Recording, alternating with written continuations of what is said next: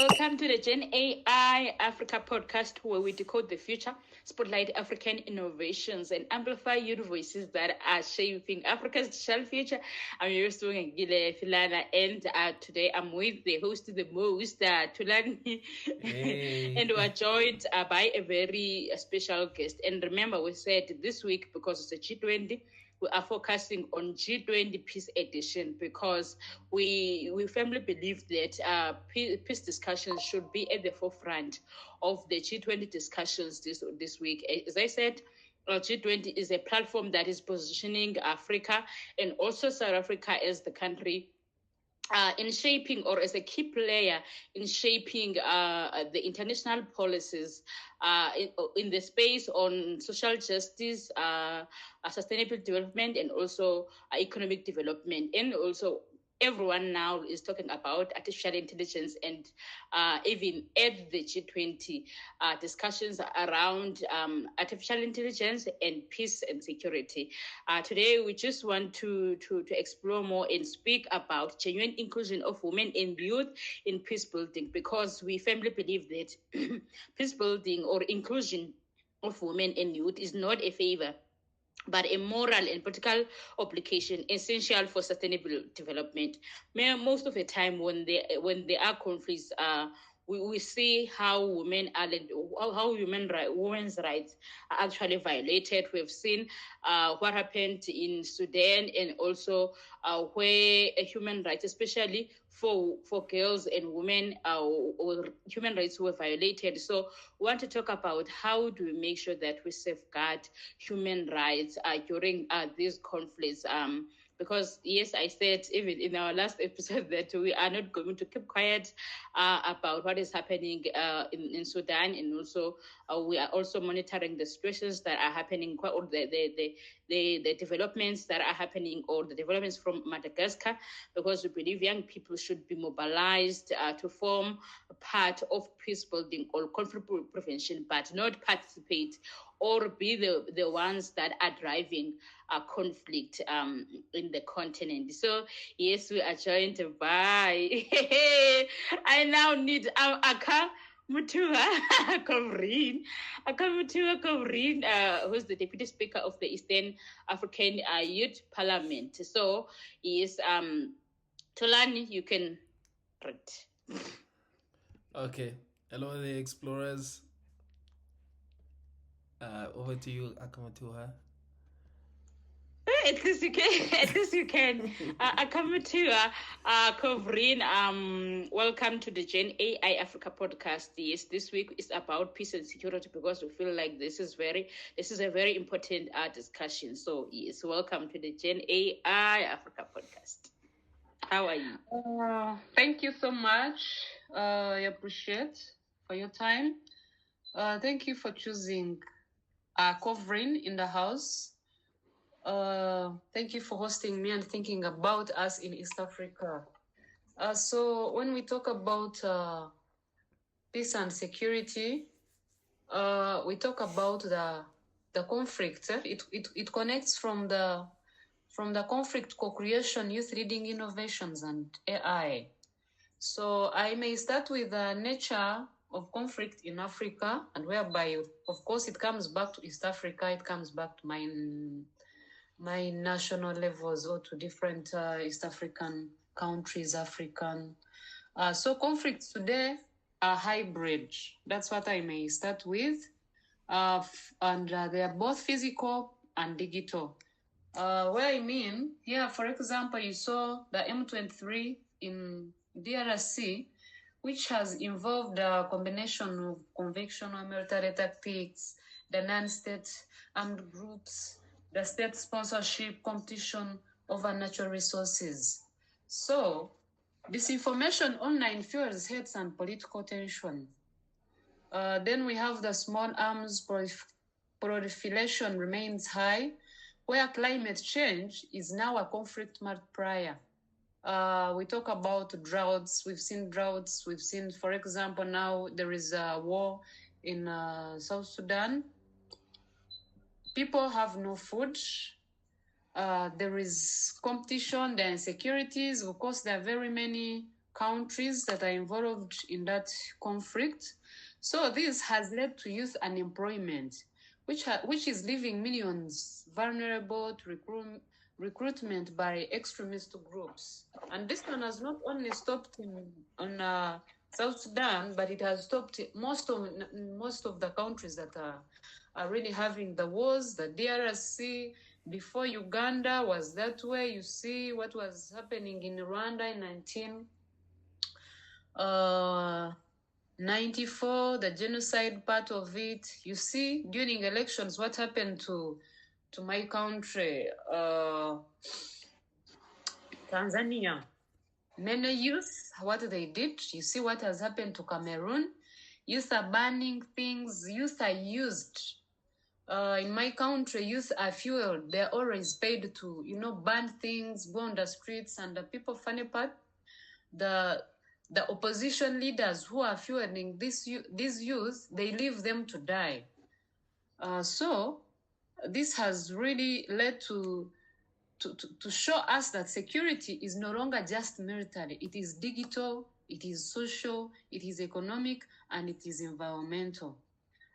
Secondly, we talk about peace and security, why youth are now under center gravity. For example, I may say, according to the statistics I have, the African's population, 70%, the youth are under 30 years. In some countries, they consider youth to be up to 35. In other countries, it is considered to 30. But in general, 70% of the population are youth. So youth are not just beneficiaries of peace. They are actors shaping it. As I have mentioned, the country is now having wars, the election issues, issues are different, political, economical.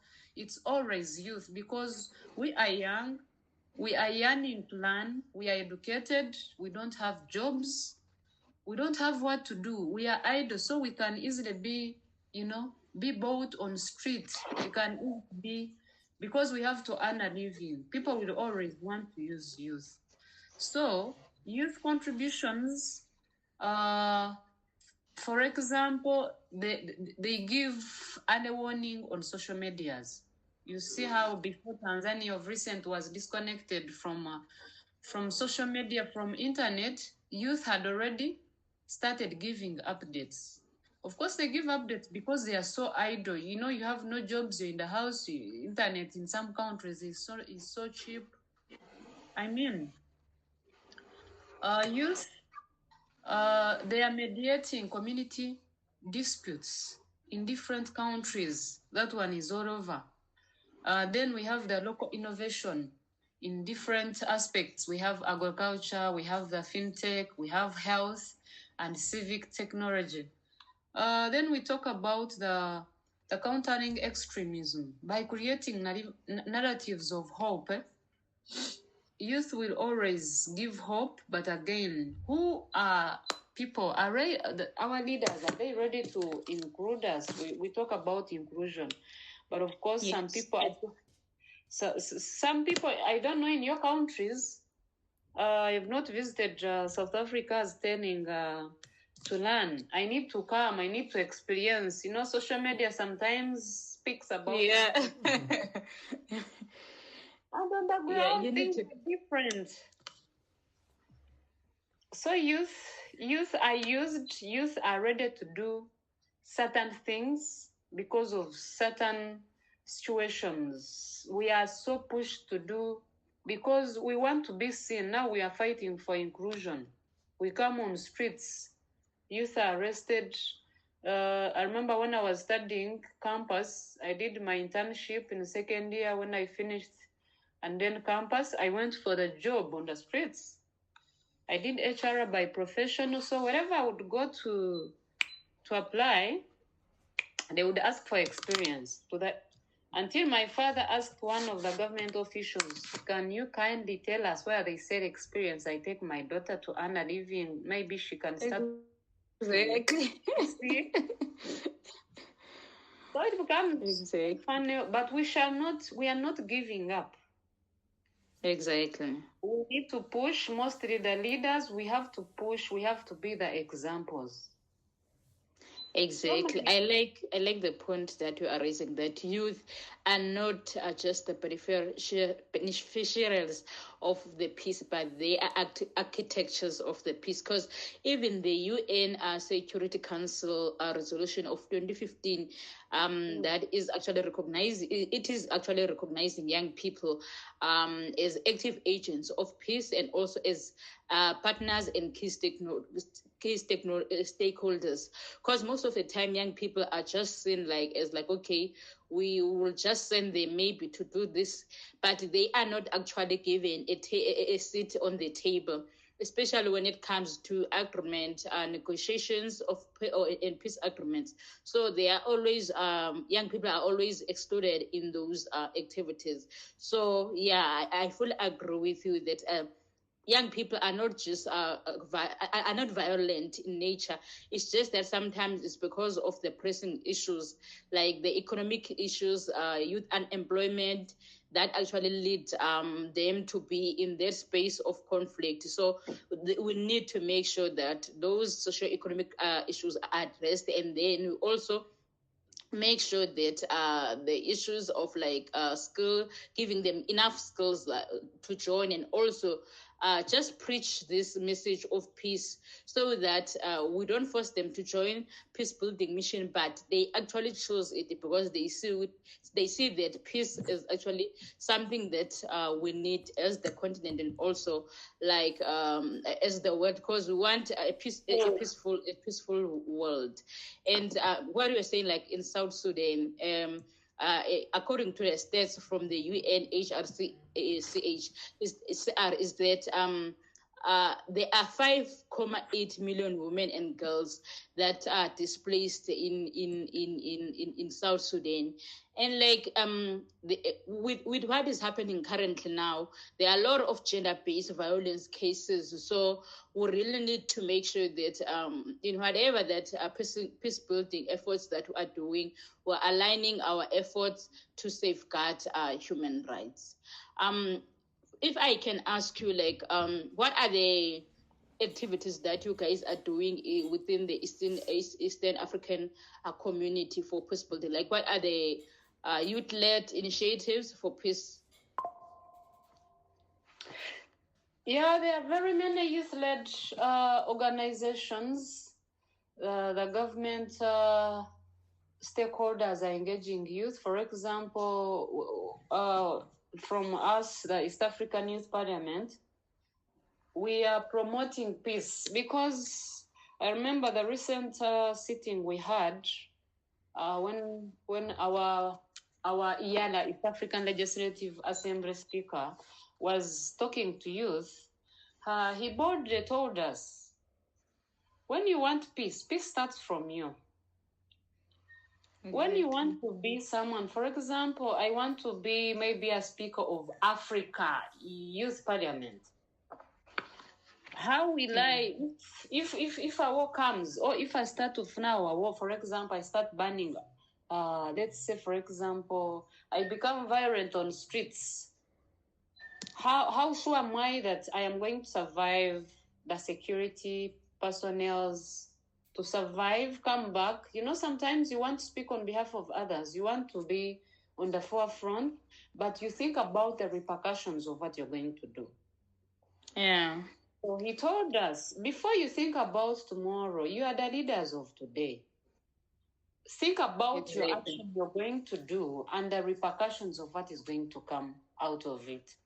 So we have to promote peace, and peace starts from me. Imagine now, right now, outside, I hear people making noise. Where, like the way we used to shout at Makerere University. And then I also join. Am I promoting peace? Because when I withdraw my energy, I am saving lives. Maybe if the crew one by one drops, then literally the group has been dissolved, so it ends there. That's now we are promoting peace. So there are very many initiatives. For example, the parliament is doing that. I think we have, is it Igadi? Okay, yes, I know, I get, yes. We have very many on, because it starts with the parliament. So now we have looked at East African, then it comes to our different nationals. We are trying to inform youth. We are trying to teach them about governance, how, for example, we have organizations. I have an organization called New Youth Development Foundation. We are promoting innovation now. Very many youth, because of unemployment, whereby unemployment is causing, is leading to insecurities. So when we talk about, there I talk about innovation under the Nuru, whereby right now Nuru is responsible for youth in Rwanda, Burundi, and DRC. So we are trying to create initiatives to make youth busy. We do speak about these things and we follow up. When youth are busy, there is no way there is no insecurities when youth are busy doing developmental things. Since jobs are yeah, Absolutely. the old people don't want to leave office. I remember one day I attended peace and security talk. I was one of the guests at Makere at Julius Nyerere Leadership Center. Someone said, if old people don't want to leave power, then then they should first die and then we come to power. Like, really? Will you go to office kill people? What if? Remember, these people who are in offices are our parents, are our uncles, relatives, and so forth. But how can we be busy in order to be productive and promote peace? Yes, absolutely.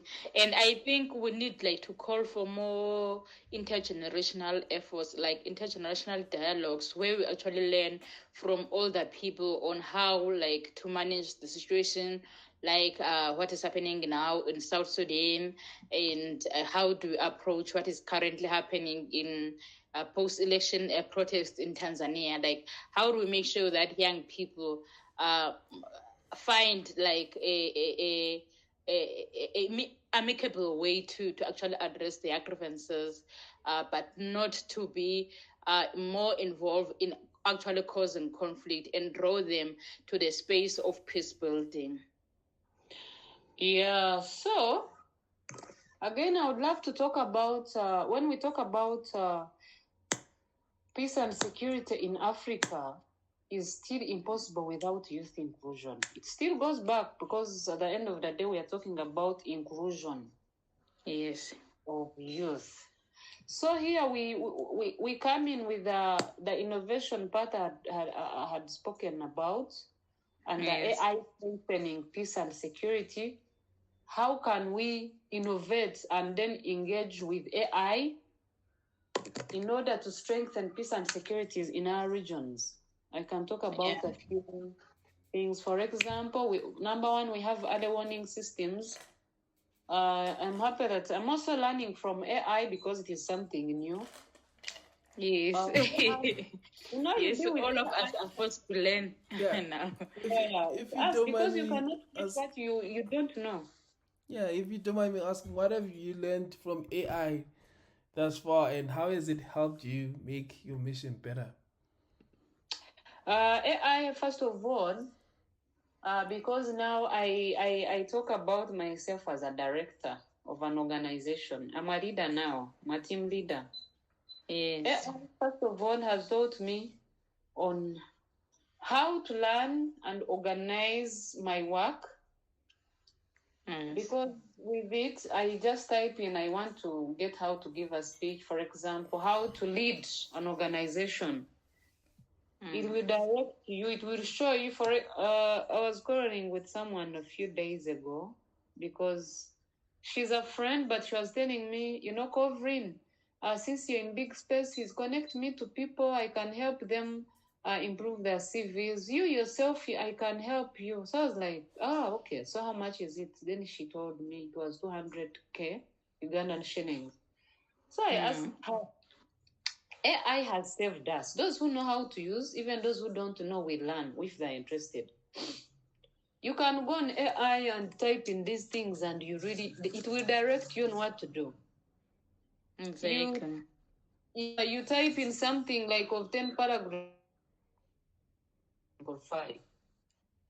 This is something, before we used to go to class to learn these things. But AI is just detecting things all over. For me, myself, I'm telling you, I've learned how to write things better. English, as a leader, I am learning a lot. A few days ago, I was talking to my boss, and he told me, Coviiren, I'm happy. The way we started working together in 2022, people cannot believe in just 2 years you're this far. Yeah. So with the help of human beings and this physical class thing, there is AI has really simplified things for us. Personally, the people around can tell. The people around, for example, I didn't know how to speak this much. I'll be, however much I'm not yet there where I want to be, but at least I'm doing better than, that way back. Learning, I'm doing courses online now, which was never, I didn't know how to do exams online. I'm doing my master's from Nigeria now. Oh, It that's is wonderful. really a lot. I'm saying that's wonderful. That's So learning, I'm a beneficiary. Actually, I want to do a course about AI because I'm really interested. It's simplifying my life. Yeah, and we have like Gen AI free course in South Africa and within Code Netherlands. Yeah, I was about to mention that actually. And it's accessible like online Yeah. for free to any young person in the African continent. So I think after this, I need to know more about it. Yeah, we'll definitely share the links. Yeah. Yeah. So AI has really helped us to detect the hate speech trends. It has helped us to monitor attention hotspots. It can even predict the migration patterns or humanitarian risks. Oh. Yeah. That's wonderful. Like, are you implementing that as an organization? And My organization is new. I haven't started using it that much, but we are heading there. Okay. But since I cannot promote what I don't know. Okay. Yeah. Sorry. So, at the same time, AI can map armed group movements using the satellite data. We've seen this. We've seen this on CNN, the BBC in different countries. So AI is not only repressing peacekeepers, but it is also empowering them to act before violence erupts, because it really helps us it informs you, it gives you warnings. Yeah, absolutely. Yeah, so another thing on innovation and AI, it's about community level solutions.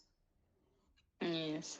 Here we talk about the youth-led apps can improve. For example, what we talked about, reporting the gender-based violence. Here in your country, you see a neighbor was beating the wife, and because other people at work, for example, and then someone gets their phone. Yeah. Records, and before you know it, report, go on Twitter, tag police Uganda, tag whatever, and exactly. Once it gets to Twitter, yeah, everyone will be able to say it. Yeah. I think it's time really for us to leverage on social media and use it for post building mission or post building like campaigns. We were talking with the AU co-chair for the Wise Youth Network, and she was also saying that we need to use social media for peace and security campaigns, because like many young people are there.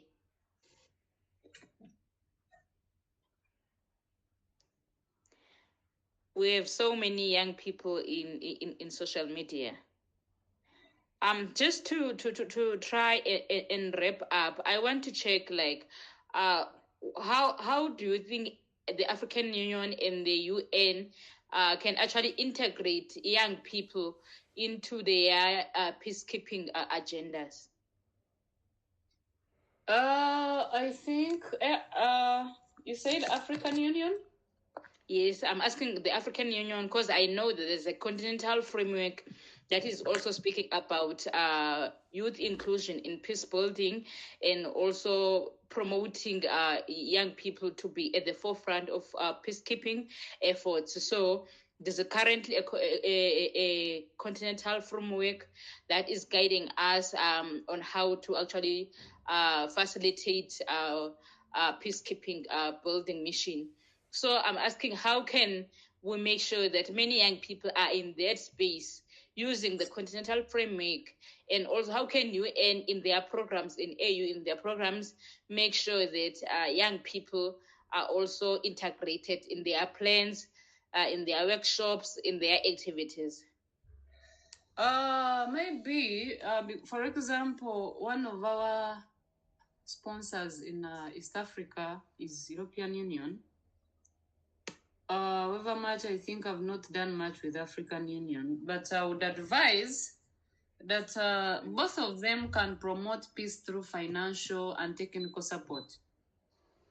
Absolutely. Come through different countries, see the organizations that are promoting peace, because really organizations are underground, but because they are financially down. They cannot go on it will always, for example, I give an example. There is an organization I've seen here of peace and women something in Uganda. I also met it in Burundi. But I think because of peace and because of less finances, they cannot reach to the ground level, because you cannot keep promoting peace on the TV. You have to work with leaders from from the national level, come to the district level, come to county level, come to sub-county, come to village, come to parish. But because of they lack financial support, and again others, those who have the ideas from the locals, from the low levels, they also don't have the technical support. For example, when most people, you see, people have smartphones, but they don't know how to use AI. They don't know how to record. For example, of recent, we're talking about one of our friends has a mother. She bought a smartphone, but she did not teach her on what to do. So for her, she thought the mother should always pick her calls on WhatsApp because she's not in the country. But because the mother lacked the technical part of it, she got a phone and went on TikTok and recorded whatever she was doing at home and posted unknowingly. You get it? So, for example, such a person, when there is insecurity, sometimes they don't know how to record. So, I will talk about that financial and technical support. Then there are political dialogues. For example, what we do. Yeah. How to promote peace. We had this training in Nairobi in June with the KAIPTC. So they told us we have to go back on the grounds and, teach. So, for example, now in this for us, we are in political campaigns. People have to create political dialogues to teach people, because literally actually most of times insecurity also starts from leaders. It's political. Absolutely. It's political instability, yes. Even, politics is not about leading the nation. Politics starts from the family. If my father doesn't treat all kids at the same time, that is a conflict. That hate on your siblings, and it develops from there. There are other things, as I give an example. The third one is coordinated peace building efforts. Yes.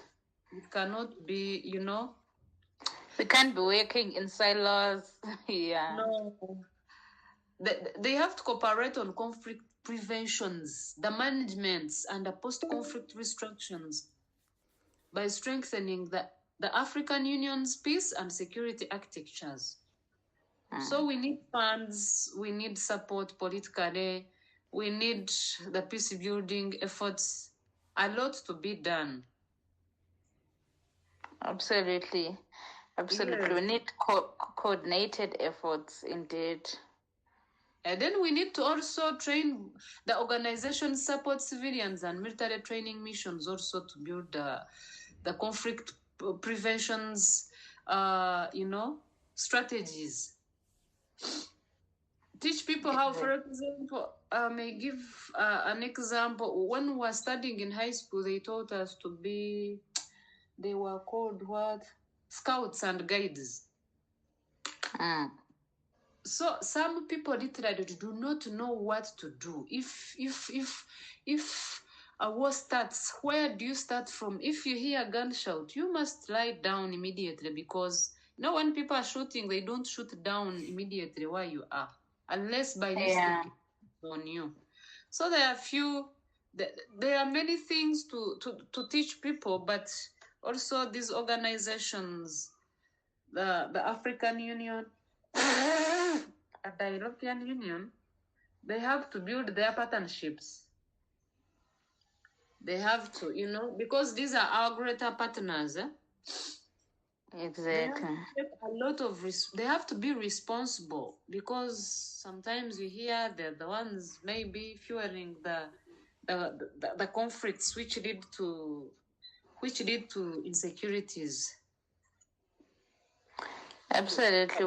We must indeed support coordinated efforts, and also I fully support, agree fully with what you are saying. There's training, because I might like to the idea of promoting peace, but I don't have the capacity. So we must invest in capacity building to ensure that young people are at the right place, and they are contributing. They are equipped enough to participate in peace building mission in the African continent. I fully agree with you. And again, to add on that, I think Africa must learn to do without the Europe life. We must build strategies.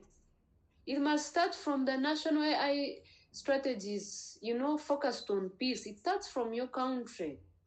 Exactly. You cannot be in your culture, for example, your culture, my culture, I know. For example, there are things we don't eat. You get? And because I'm exposed, I need to eat them. Okay, I have given, I think, a weak example. For example, the Bible talks about there is no fornication before marriage. And of course, before we got exposed, it was completely prohibited. Everyone was, cast about that. But now, because of exposure, we have learned to adjust. So in this case, Africa should stop copying and pasting the Europe life or the US life. Let them do things on the African-centered agenda.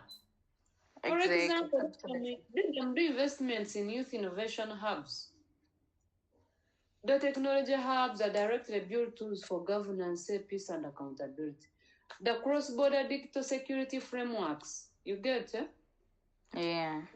Security in one country quickly spills across borders. You saw how Tanzania was in conflict, and then the Kenyans were shot dead because they wanted to cross and fight on behalf of others.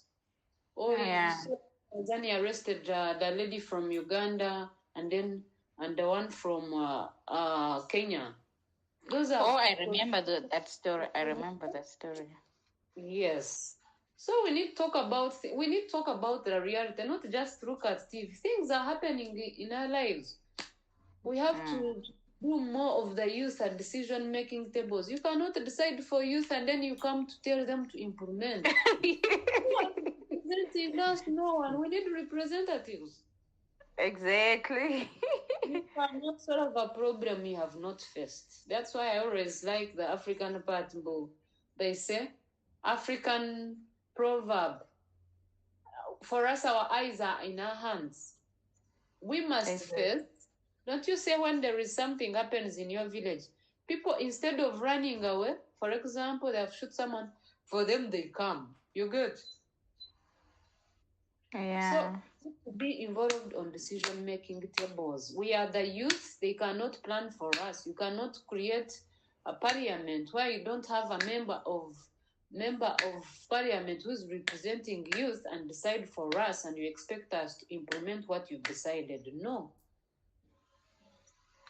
Absolutely. I fully agree with you. Because like if we don't have a seat on the table, other people will then decide for us, while like we need to be at the center of this mission, and also be part of the people that are taking decisions. You are absolutely correct. Yeah, so I think we also have to, we should not forget about talking about a community digital literacy. Yes. People need to understand that misinformation will lead you to something. The cyber threats and the digital rights, because sometimes we don't know we have the digital rights.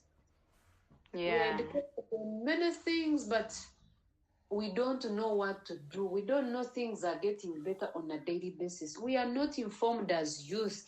Just on TikTok, Exactly. Then from there you come and comment before you wake up. The elders have decided for you and you want to come and confront them. Where were you? Sometimes I blame ourselves. Yeah, I think you are correct. You are very correct, because like I think we haven't been exposed to fact checking processes, because I remember in South Africa we had July unrest in 2024. Was it 2024, Tulani, or when? The Durban protest. Turan, okay, he's on. Yeah, I think like we also had like a July, we called it July unrest. And it was because of misinformation. People like were getting a lot of fake news and propaganda on Twitter. And it's because we are not trained to actually do fact checking, so we're just taking everything like as the truth is. Yeah, I just had to check that it was in 2021 July unrest. Yeah. Oh yeah, it was in 2021. Yeah, not it was during 2024. COVID.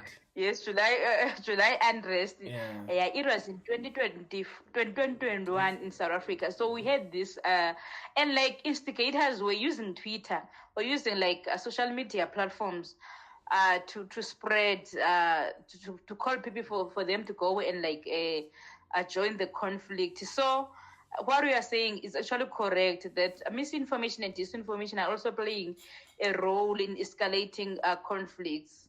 So we need to make sure that young people are alert and they know how to do fact checking. Yeah, we lack the digital literacy. We need to. That's what African Union actually and the European Union should sponsor in the communities. Should come on the ground, introduce. I remember. I finished campus without having computer skills. I didn't know. Yeah. After my university. And you talk about digital inclusion and yes. My bachelor's and then again sponsor to learn a skill. So the African Union and the European Union should let them open up hubs to, let it be free. People should learn, because without learning, we shall be literate about certain things. So we are unable to report certain things because we don't know how to do that. Exactly. Yeah. Africa's if people, if like we still have a digital divide,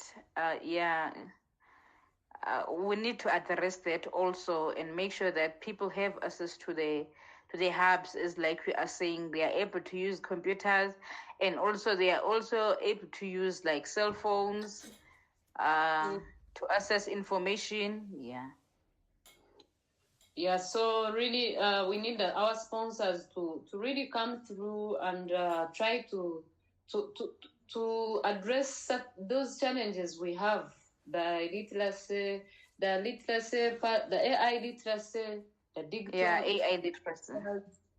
Yes, the mistrust between youth and policymakers, because we lack inclusion. There is no youth inclusion in most of Absolutely. Absolutely. Thank you so much, Coviiren, for joining us today. I really enjoyed. I wish like we had more time for this conversation.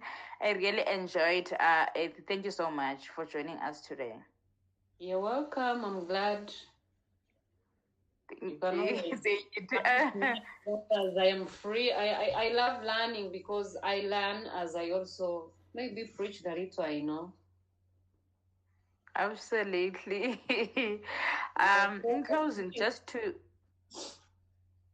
just to quote one of the people I always like get inspiration from, the global peace advocate, Madam Hassan, when she says that peace is not something that you can force into people's mouth. It is also not an absence of war, but it is the presence of justice and understanding. So I hope this week we are going to get inspired by these peace and security discussions. And to our explorers, don't forget to like and subscribe to our channel in this episode. Because this week, because it's a G20, as I said when we were starting this episode, that we are focusing on peace and security. We are having a G20 peace edition because we feel like